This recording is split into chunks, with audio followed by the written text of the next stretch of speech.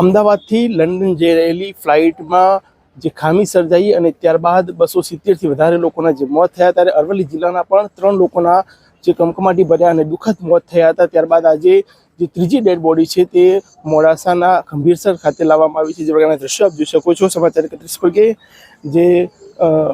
જે મૃતક છે જયશ્રી પટેલ, તેમનો જે મૃતદેહ છે પાર્થિવ, તેને તેમના જે પૌત્રિક વતન છે ત્યાં લાવવામાં આવ્યો છે. ભારે હૈયે જે પ્રકારના દ્રશ્યો જોઈ શકો છો કે હૈયા રુદન જે દેખાઈ રહ્યું છે લોકોમાં, કે અશ્રુભીની આંખે જે જયશ્રીને આખરી વિદાય આપવા માટે જે ગ્રામ લોકો છે તે અત્યારે હાજર છે અને પુષ્પ વર્ષા કરવામાં આવી રહી છે. સાથે જ વાત કરવામાં આવે તો દરેકના આંખોમાં જે ગમગીની અને પાણી અશ્રુભીની આંખે જે જયશ્રીને આખરી વિદાય આપવા માટે આખું ગામ જે ઉમટ્યું છે અને તેના જે પાર્થિવ શરીર છે તેના પર પુષ્પ વર્ષા કરવામાં આવી છે. કારણ કે જે પ્રકારે જે આખો મામલો સામે આવ્યો હતો ને 270થી વધારે લોકોના મોત થયા હતા. અરવલ્લી જિલ્લામાં પણ 3 લોકોના મોત થયા હતા. ત્યારે આજે અંતિમ જે ડેડ બોડી છે તે મોડાસાના ખંભીસર ખાતે લાવવામાં આવી છે અને ભારે હૈયે તેને વિદાય આપવામાં આવી રહી છે.